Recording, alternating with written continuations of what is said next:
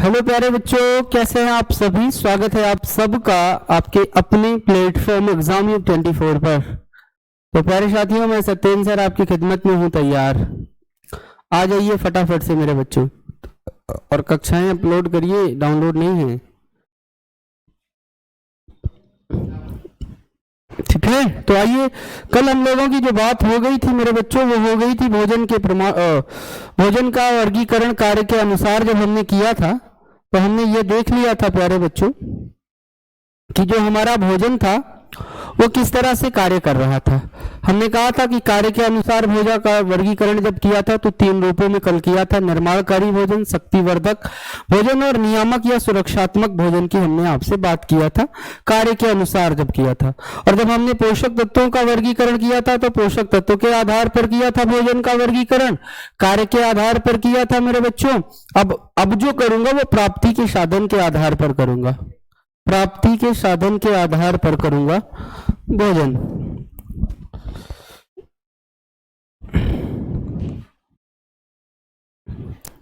ठीक है भैया। तो प्राप्ति के आधार पर अगर हम भोजन का बंटवारा करें तो मेरे बच्चों कैसे करेंगे, यहां ध्यान रखना। प्राप्ति साधन के आधार पर, प्राप्ति साधन के आधार पर, प्राप्ति साधन के आधार पर भोजन। तो आइए मेरे बच्चों कि हम प्राप्ति के साधन के आधार पर अगर हम भोजन का बंटवारा करना चाहें तो कैसे कर सकते हैं, ये ध्यान रखना। जरा ध्यान देने योग्य बात है मेरे प्यारे बच्चों, और वो जो बात हमारी होगी वो बहुत मजबूत बात होने चल रही है, जरा ध्यान से समझिएगा। इसने कहा कि सर अगर हम साधन के आधार पर भोजन का बंटवारा करें ना, तो हम बंटवारा कर सकते हैं 2 तरह से। हमारे जो खाद्य पदार्थ देखने को पाएंगे आप, जो हमारे खाद्य पदार्थ होंगे सर, वो 2 तरह से दिखेंगे। बोले कैसे सर? हमने कहा सर ये खाद्य पदार्थ हमारे 2 तरह से जो देखे जाएंगे वो कुछ ऐसे ही देखे जाएंगे, ऐसे। खाद्य पदार्थ जो देखे जाएंगे वो 2 तरह से देखे जाएंगे, एक ऐसा देखा जाएगा और एक ऐसा देखा जाएगा। प्यारे बच्चों, खाद्य पदार्थ एक वनस्पति जगत से प्राप्त होगा, वनस्पति जगत से, वनस्पति जगत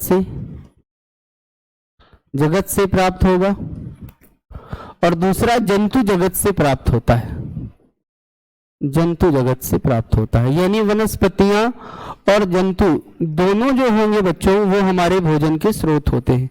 बच्चों हम इतने स्लो मोशन में चल रहे हैं कि आप आराम से उतार सकते हो, ठीक है। मस्त अपना कॉपी नोट्स बनाते चलो, जहां तकलीफ हो हम आपके साथ हैं, एकदम जिंदगी के साथ भी और जिंदगी के बाद भी, ठीक है। मतलब आपके एग्जाम और सिलेक्शन के पहले और सिलेक्शन के बाद भी। पूजा दीदी नमस्कार। तो मेरे बच्चे, हमारा खाद्य पदार्थ जो देखा जाएगा वो 2 तरह से देखा जाएगा। एक मेरे बच्चों हमारा वनस्पति जगत के आधार पर, और दूसरा मेरे बच्चे जंतु जगत के आधार पर। अगर हम कहें कि वनस्पति जगत से जो हमें खाद्य प्राप्त होते हैं वो पेड़ पौधों द्वारा प्राप्त होते हैं, उन्हें वनस्पति खाद्य भी कहा जाता है। फॉर एग्जाम्पल जैसे हम बोलेंगे सर अनाज, जैसे अनाज। तो बच्चों इसका मतलब है कि आगे सिलेबस में हमें अनाज भी पढ़ना होगा, या तृण धान्य भी हम उन्हें बोलते हैं। तो इसका मतलब तृण धान्य और अनाज ये दोनों एक ही चीजें हैं, इन दोनों को हमें पढ़ना होगा, ठीक है। दूसरे नंबर पर हमें पढ़ना होगा इनसे फलियां। फिर मेरे बच्चों या दालें आप कह सकते हो, तो फलियां और दालें भी हमें पढ़ना होगा। इसका मतलब हमारे सिलेबस में ये भी हिस्सा होगी। सब्जियां होंगी, सब्जियां होंगी, इनको भी पढ़ना पड़ेगा।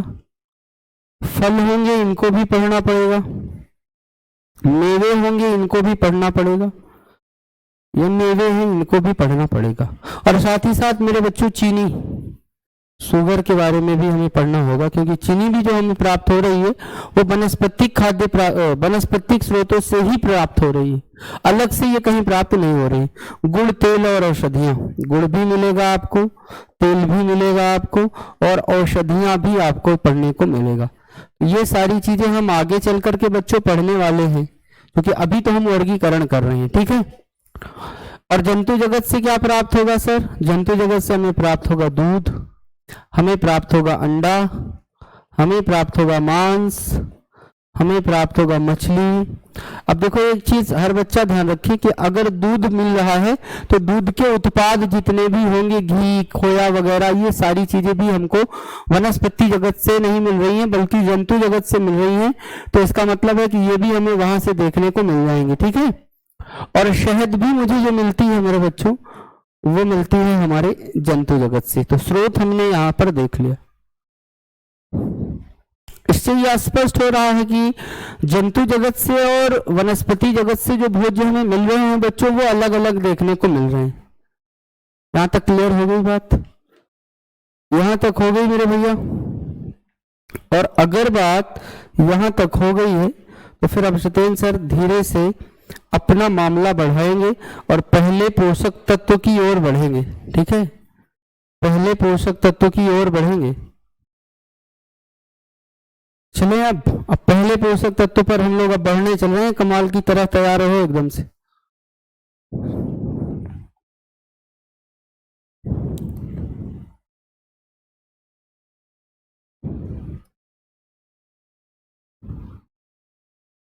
इतनी बातें हो गई हो भाई तो एक बार यस बोल लो मालिक। हो गई हो तो एक बार यस बोलो जल्दी से। जब भैया उतर जाया करे तो यस बोलो। अब मैं पहले न्यूट्रिएंट पर बात करने चल रहा हूं, इसलिए एकदम से तैयार रहिए। हम बात करेंगे बच्चों प्रोटीन की, ठीक है। तो आज से हम शुरुआत करने चल रहे हैं। पहले न्यूट्रिएंट का नाम होगा प्रोटीन, इसलिए बहुत कंफर्टेबली आप मजबूती से खड़े रहिए। मुझे लग रहा है कितनी बातें हो गई होंगी, ठीक है मेरे बच्चों। पहले अब न्यूट्रिएंट पर आ जाओ और उसका नाम बहुत प्यार से मेंशन करो। क्या मेंशन करोगे मास्टर? तो भाई उसका नाम मेंशन करने चल रहे हैं हम, प्रोटीन। तो हर बच्चा थोड़ी देरी के लिए अब हमारे साथ सतर्कता से बन जाए और नाम मेंशन कर दे प्रोटीन। तो मेरे बच्चों अब हम बात करेंगे आप लोगों से एक बहुत ही मजबूत और बहुत ही बेहतरीन टॉपिक पर, जिसका नाम होगा प्रोटीन, ठीक है। तो आइए भाई प्रोटीन पर हम डिस्कशन बढ़ाते हैं। तो प्रोटीन पर चर्चा चल रही है भाई। प्रोटीन क्या है, कैसे हैं, इन सभी के बारे में बताएंगे। सबसे पहले मेरे बच्चों प्रोटीन का नाम सर्वप्रथम कब आया? तो सबसे पहले मेरे बच्चों अगर हम बात करें कि इसका नाम, तो अगर हम इसका नाम की बात करेंगे तो 1838 में आया, ठीक है। 1838 में डच वैज्ञानिक थे, डच वैज्ञानिक थे 1838 में, और उनका नाम था मेरे बच्चों, डच वैज्ञानिक थे, उनका नाम था मोल्डर। तो प्रोटीन का जो नामकरण किया मेरे बच्चों, वो किया डच वैज्ञानिक मोल्डर ने 1838 में। बोले यार कि प्रोटीन का नामकरण करने वाले का नाम डच वैज्ञानिक था और उस डच वैज्ञानिक का नाम था मोल्डर। तो हमने कहा हाँ जी डच वैज्ञानिक थे, नाम था उनका मोल्डर। क्लियर? अब मेरे प्यारे बच्चों अगर हम कहें कि प्रोटीन शब्द जो है, प्रोटीन शब्द जो है किस भाषा का शब्द है, तो आंसर करिएगा कि सर ये ग्रीक भाषा है। और अभी अभी बिहार ने कहा कि नहीं सर ये ग्रीक नहीं है, ये लैटिन लैंग्वेज है। तो आप दोनों बातें कर लेना कि ग्रीक और लैटिन दोनों, ठीक है। ग्रीक भाषा और लैटिन भाषा आप दोनों नाम दे सकते हो कि सर डच वैज्ञानिक मुल्डर थे, लेकिन आपका जो प्रोटीन शब्द है, जो प्रोटीन शब्द है मेरे बच्चों, वो प्रोटीन शब्द ग्रीक भाषा या लैटिन भाषा का शब्द है। और लैटिन भाषा का जो शब्द है उस शब्द का नाम है सर प्रोटीओज। क्या नाम है सर? प्रोटीओज। तो भैया लैटिन भाषा या ग्रीक भाषा का शब्द है, नाम उसका प्रोटीओज है, योज, ठीक है। तो लैटिन लैंग्वेज या ग्रीक लैंग्वेज है बच्चों जिसका अर्थ है प्रोटीओज, और प्रोटीओज का जो अर्थ होता है वो होता है पहले आने वाला। अगर इस प्रोटीओज के अर्थ की बात करें कि सर इस प्रोटीओज का अर्थ क्या होगा, तो आंसर करना कि सर पहले आने वाला, पहले आने वाला। यानी हमारी जो प्रोटीन है उसमें ये बात स्पष्ट हो रही है कि हमारे यहाँ ये सबसे पहले आने वाला एलिमेंट है। नाम टू टेक फर्स्ट प्लेस, अंग्रेजी नाम रखना होगा तो आप रख सकते हो to take first place. To take first place. यहां तक की बात मुझे लगता है कि आपको दिक्कत नहीं देगी। प्यारे साथियों, यहां से एक बात अगर हम बढ़ाना चाहें तो हम थोड़ा ये कह देंगे कि हमारे यहाँ जो प्रोटीन थी ना, पहले जब हमारे यहाँ न्यूट्रिएंट की पहचान की गई थी तो आपको पता था कि जो भी न्यूट्रिएंट है उसमें प्रोटीन को प्रमुख माना गया था। पूर्व काल में भी पहले ही इसे प्रमुख माना गया था और वर्तमान में भी इसे प्रमुख माना गया है। मानव शरीर की सूक्ष्मतम इकाइयों कोशिकाओं से बना है, पता है, और ये कोशिकाएं जीवित होती हैं, ये भी आपको पता है। तो ये ध्यान रखना कि प्रोटीन की जो अधिकांश मात्रा देखने को मिलती है बच्चों ना, वो मांसपेशी ऊतकों में देखने को मिलती है। तो यहीं से हम थोड़ी सी बात और बढ़ाने चल रहे हैं। ये तो बात हो गई प्रोटीन से। सबसे महत्वपूर्ण बात यह है कि जो प्रोटीन है सर ना, प्रोटीन जो है मेरे प्यारे बच्चों, ऊर्जा कारक अणु है या ऊर्जा अणु है। मतलब इनके पास ऊर्जा होती है, परंतु ध्यान रखना कि इनका उपयोग हम मुख्य रूप से ऊर्जा के लिए नहीं करते हैं, यह हर बच्चा समझेगा। और आपको पता होगा कि इनके 1 ग्राम प्रोटीन के विखंडन से हमें जो ऊर्जा देखने को मिलती है वह 4 to 4.1 ग्राम देखने को मिलती है, मतलब कैलोरी देखने को मिलती है। 4 से 4.1 कैलोरी ऊर्जा मुझे देखने को मिलती है। लेकिन हमने आपको बीसी में बताया था कि मुख्य ऊर्जा कारक एलिमेंट जो देखे जाते हैं, जो मुख्य ऊर्जा कारक तत्व होते हैं, वो मेरे बच्चों हमारे प्रोटीन नहीं होते हैं, बल्कि कार्बोज होती हैं और हमारी वसाएं होती हैं। तो कार्बोज और वसाएं हमारी मुख्य ऊर्जा कारक हैं, प्रोटीन नहीं है। प्रोटीन तो बच्चों निर्माण और विकास में सहयोग करती है। अगर बात करेंगे बच्चों कि प्रोटीन का जो नामकरण किया था वो डच वैज्ञानिक ने किया था, पता है। अब बच्चों अगर हमारा क्वेश्चन हो जाए कि मास्टर प्रोटीन की संरचना किसने बनाई थी, तो प्रोटीन की संरचना के बारे में बताने का काम, संरचना का जो काम किया था वो प्यारे बच्चों पाउलिंग ने किया था। किसने किया था सर? पाउलिंग नाम के वैज्ञानिक ने किया था। तो प्रोटीन की संरचना के बारे में बताने का काम पाउलिंग ने किया था। और मेरे बच्चों अगर हम बात करें मेरे प्यारे बच्चों, तो यहाँ देखिए ये प्रोटीन की खोज और नाम, यहाँ खोज दिया जा सकता है कि भाई मोल्डर ने प्रोटीन की खोज के बारे में बताया था। ठीक है, इतनी बातें क्लियर हो गई। तो पाउलिंग एक लोग ऐसे थे। और अगर बच्चों देखो यहाँ मेनली अगर हम नामकरण की बात करें तो ये नाम आपको देखने को मिलता है वर्जिलियस के माध्यम से। वर्जिलियस के माध्यम से ये बात देखने को मिलती है। यानी प्रोटीन का जो नामकरण दिया था मेरे बच्चों वर्जिलियस ने दिया था। और आपको पता होगा कि हमारी जो प्रोटीन है बच्चों, प्रोटीन निर्माण की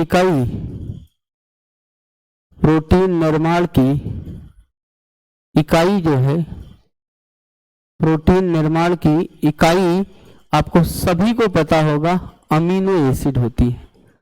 अमीनो एसिड होती है, हर बच्चा जानता होगा। और चीजें हम आपको मेंशन दे रहे हैं बच्चों करके। आपने ये भी पढ़ा होगा कि दो अमीनो एसिड के बीच में, दो अमीनो एसिड के बीच में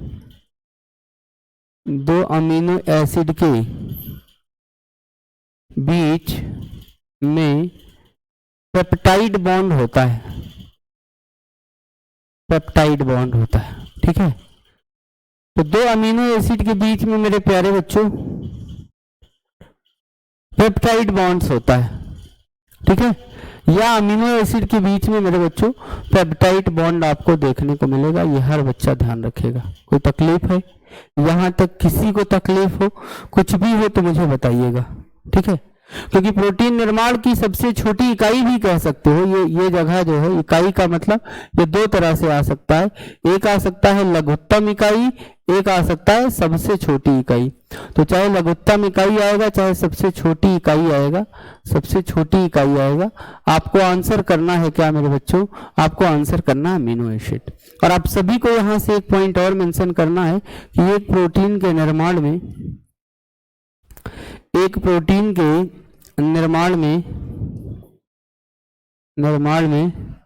20 अमीनो एसिड शामिल होती हैं। 20 अमीनो एसिड शामिल होती हैं। 20 अमीनो एसिड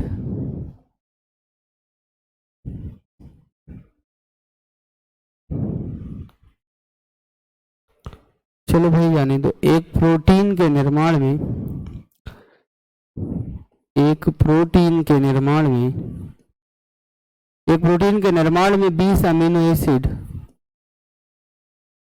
शामिल होती हैं, शामिल होती हैं।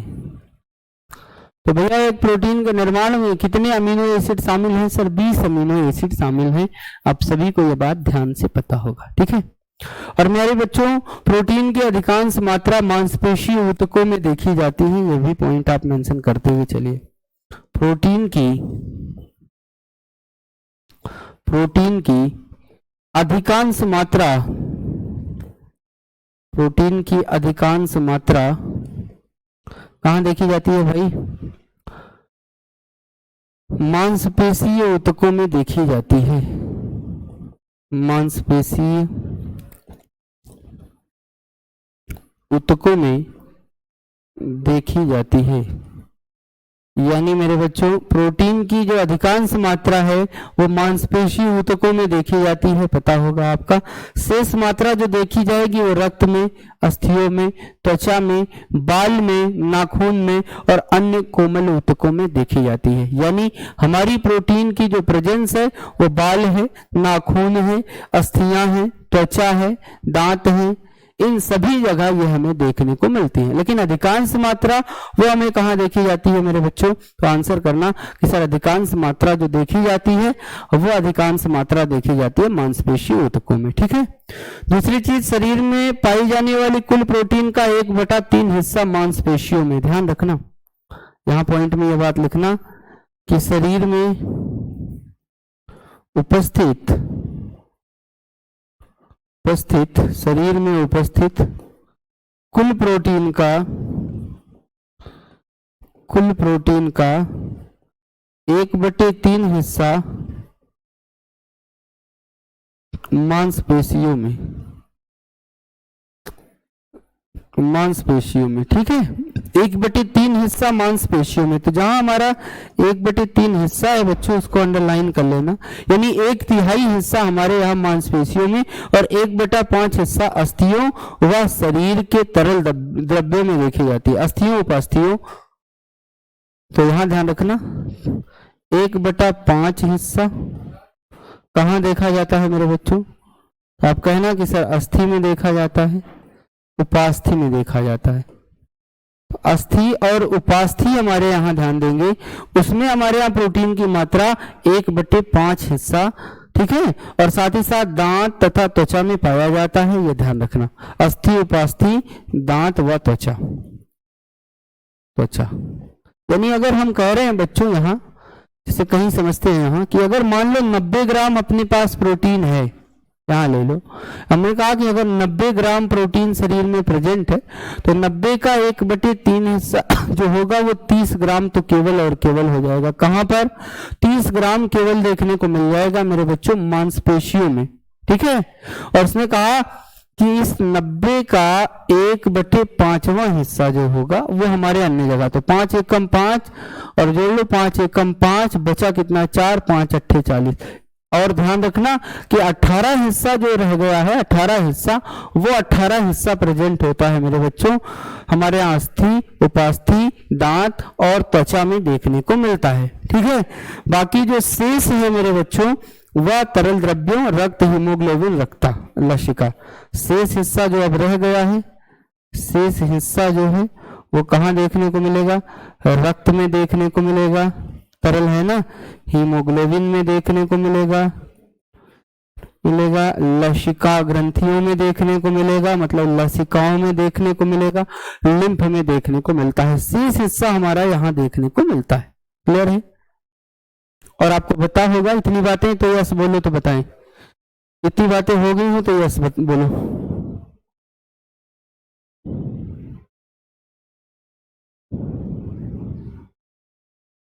जल्दी से बोलो, मैं थोड़ा पानी पी के आता हूँ।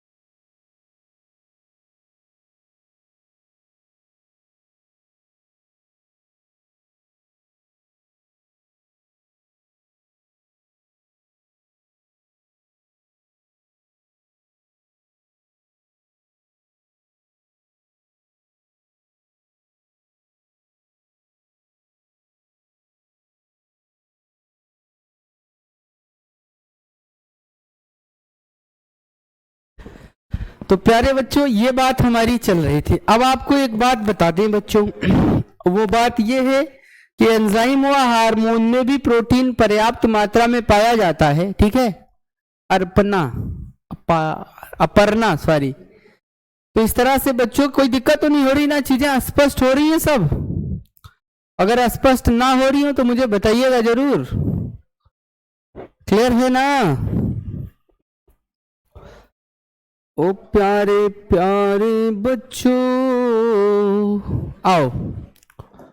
तो मेरे बच्चों हमारी बात तो यहां स्पष्ट हो गई प्रोटीन की इतनी सारी बातों को लेकर।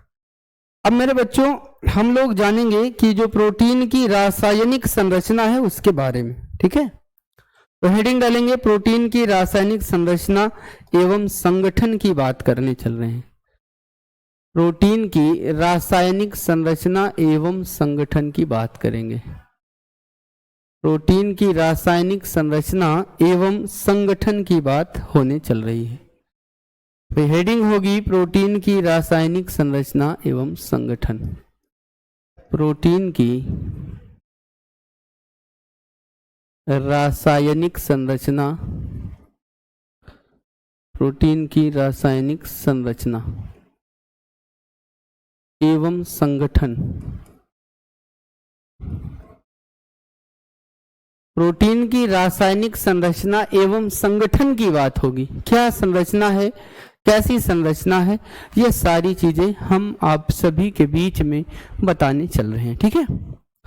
तो मेरे बच्चों अगर हम इनकी रासायनिक संरचनाओं पर जाएंगे तो आपको पता होगा कि जो प्रोटीन है वो हमारा कार्बनिक यौगिक है। प्रोटीन कैसा यौगिक है बच्चों? Is a organic compound. Protein एक कार्बनिक यौगिक है। कैसा यौगिक है सर? तो प्रोटीन एक कार्बनिक यौगिक है। और बच्चे को पता है कि प्रोटीन कैसा यौगिक है, तो आंसर आया सर प्रोटीन एक कार्बनिक यौगिक है जिसमें प्यारे बच्चों carbon, hydrogen, oxygen, nitrogen, sulphur आदि तत्व पाए जाते हैं। तो आइए जरा सा ध्यान देते हैं, इसमें हम उपस्थित तत्व की बात करते हैं। उपस्थित तत्व की अगर हम बात करें कि कौन कौन से तत्व प्रेजेंट होते हैं, तो हमारी बात यहाँ देखने को मिलेगी कि हमारे यहाँ जो प्रेजेंट हैं, जो जो तत्व प्रेजेंट हैं वो कौन कौन से हैं। कार्बन, कार्बन आपको देखने को मिलेगा। आपको सर देखने को मिलेगा हाइड्रोजन, कार्बन देखने को मिल रहा है सर, आपको हाइड्रोजन देखने को मिल रहा है। अच्छा, कार्बनिक एलिमेंट का मतलब बच्चों जिनमें कार्बनिक ऑलरेडी प्रेजेंट हो, जिनमें कार्बन ऑलरेडी प्रेजेंट हो, ठीक है। ऑक्सीजन, ऑक्सीजन है, नाइट्रोजन है सर, नाइट्रोजन है, ठीक है। आपकी कक्षा का संचालन अब डेली 3 बजे या 3:05 7 मिनट पर हो जाएगा, इसलिए प्यारे बच्चों ध्यान रखना, घबराने की बात नहीं, ठीक है। सल्फर,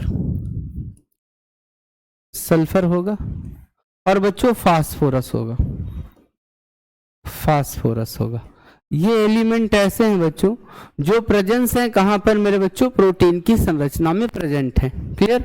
लेकिन मेनली जो जो तत्व प्रेजेंट होंगे ना, उनकी अगर हम आपसे चर्चा करेंगे तो फिर वो आपको अलग से देखने को मिल जाएंगे, ठीक है दीदी। चलिए देखिए, अब आइए इनका रेट ऑफ परसेंटेज आपसे पूछता है। जैसे पूछता है कार्बन कितने प्रतिशत तक हमारे यहाँ देखने को पाया जा सकता है, यानी कार्बन की जो प्रतिशत मात्रा है वो कितनी है सर?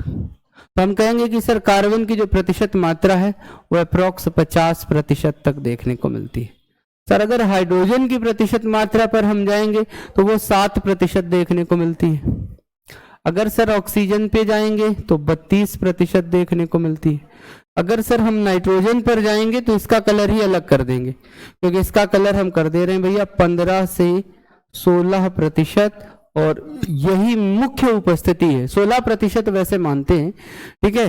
तो यहां ध्यान रखना कि इसको हमने पीले कलर में इसलिए किया है और इसको हमने ब्लॉक भी इसीलिए किया है कि मेरे प्यारे बच्चों ये हमारे कंटेंट का एक जबरदस्त हिस्सा है, क्योंकि वृद्धि कारक तत्व कहते हैं। नाइट्रोजन की प्रेजेंस के कारण हम लोग प्रोटीन को वृद्धि कारक तत्वों की श्रेणी में रखें। इसका डिस्क्रिप्शन हम आपको अभी देंगे, ठीक है। चलिए नाइट्रोजन हो गया। सर अगर हम सल्फर और फास्फोरस की बात करेंगे तो इनकी जो प्रेजेंस होती है वो बहुत सूक्ष्म मात्रा में होती है, 3-3% आप देखेंगे यहाँ पर, ये ध्यान रखना, ठीक है। कितने प्रतिशत? 3% आप यहाँ देख लीजिएगा, 3% यहाँ। अच्छा, अलग अलग किताबों में अगर इनके प्रतिशत रेट अलग अलग होंगे तो कोई बहुत इशू की बात नहीं है, ऊपर के चारों को दिमाग में सेट करके रखना है, ठीक है। आ जाइए, अब हम बहुत थोड़ा सा आगे चलेंगे, ध्यान रखना। और आगे जब हम चलेंगे तो यहां हम आपके लिए कंटेंट तैयार करने चल रहे हैं, और ये कंटेंट आप कुछ ऐसे ही पकड़ लीजिएगा, ठीक है, क्योंकि ये बात हम यहां जो करेंगे वो करेंगे हम नाइट्रोजन को लेकर के, ठीक है। ये ध्यान रखना है कि ये बात हम करेंगे नाइट्रोजन को लेकर के, ठीक। आ जाइए, और प्यारे बच्चों नाइट्रोजन को लेकर के करेंगे तो यहां से ध्यान रखना कि ये सिग्नल जो दे रहा हूं, ये जो सिग्नल हमने दिया है ये नाइट्रोजन का ही दिया है, ये भी बात आप सभी को भूलना नहीं है, ठीक है। तो आ जाइए जरा सा नाइट्रोजन की हम बात करते हैं बच्चों। हम यहाँ थोड़ा सा बैठ जाएंगे और बैठ करके लिखेंगे कि प्रोटीन में नाइट्रोजन की प्रेजेंस के कारण की उपस्थिति के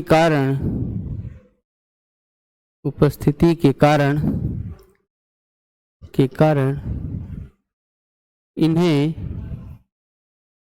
इन्हें प्यारे बच्चों नाइट्रोजन युक्त तत्व कहते हैं। नाइट्रोजन युक्त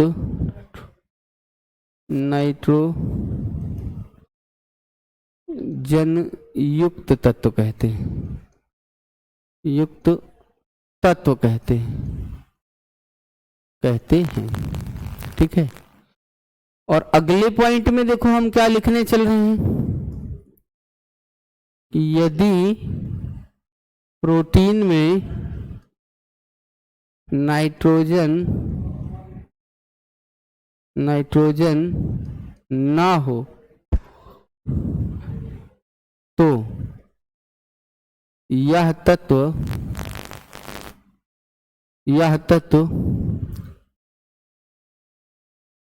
ऊर्जा प्रदान करने में भी महत्वपूर्ण भूमिका निभाए।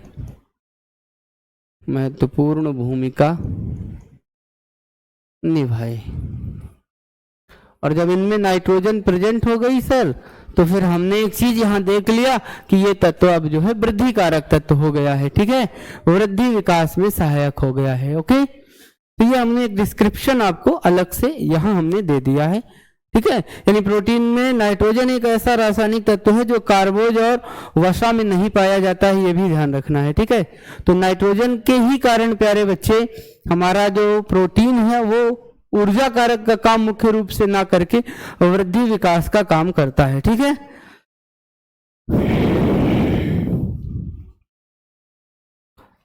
और एक चीज ये मेरे बच्चों, प्रोटीन की उपस्थिति कहां देखने को मिलती है, यहां देखना। प्रोटीन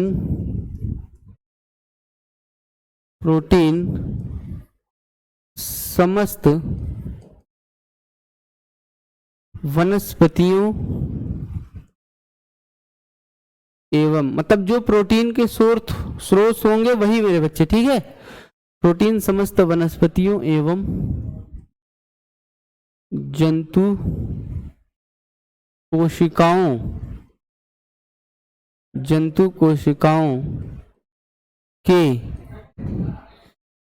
कोशिकाओं के जीव द्रव्य में, कहा मेरे बच्चों, जीव द्रव्य में, ये अंडरलाइन कर लेना इसे यहां, ठीक है, जीव द्रव्य में उपस्थित होते हैं।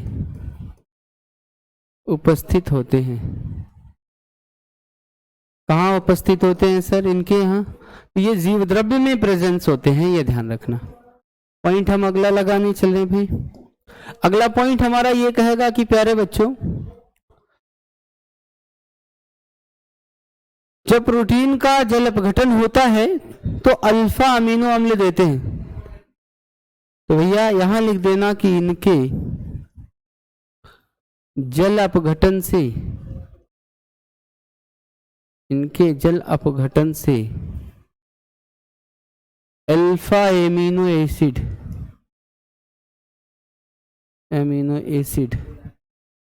प्राप्त होती है। क्या प्राप्त होती है मेरे बच्चों? अल्फा एमिनो एसिड प्राप्त होती है। ये प्रोटीन की रासायनिक संरचना पर हम आपसे बात कर रहे हैं, ठीक है। और अगले पॉइंट में हम ये बात करेंगे कि बच्चों प्रोटीन अमीनो अम्लो, कॉमा लगा लेना बच्चों, प्रोटीन कामा अमीनो एसिड्स। तो हमारा जो प्रोटीन है बच्चों वो अमीनो एसिड से मिलकर के बना हुआ है कि संयोग से बना एक कार्बनिक यौगिक है, कि संयोग से बना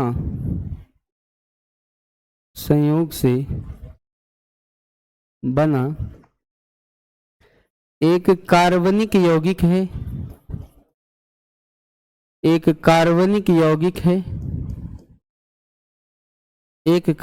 यौगिक है। अमीनो एसिड के संयोग से बना हुआ एक कार्बनिक यौगिक है जिसमें एक क्षारीय समूह और एक अम्लीय समूह प्रेजेंट होता है, यौगिक है। तो यहां पॉइंट में ये लिखते हैं बच्चों कि प्रोटीन में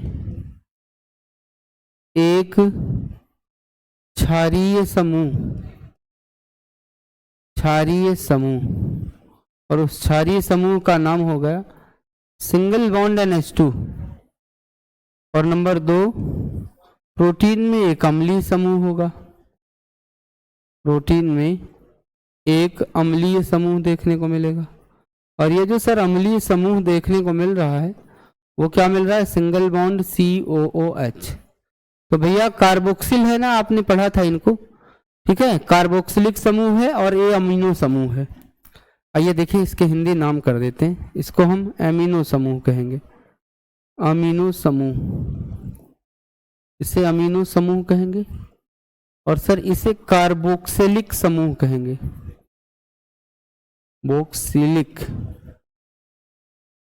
कार्बोक्सिलिक समूह। यह हर बच्चा ध्यान रखेगा। तो अगर पूछेगा कि प्रोटीन में मेरे बच्चों क्षारीय समूह क्या है? NH2 है, और अम्लीय समूह क्या है? COOH, जिसे हम कार्बोक्सिलिक समूह कहते हैं। इसका मतलब हमारे यहाँ प्रोटीन में अम्लीय और क्षारीय दोनों तरह के समूह देखने को मिलते हैं, ऐसा हर प्यारा बच्चा जानता होगा।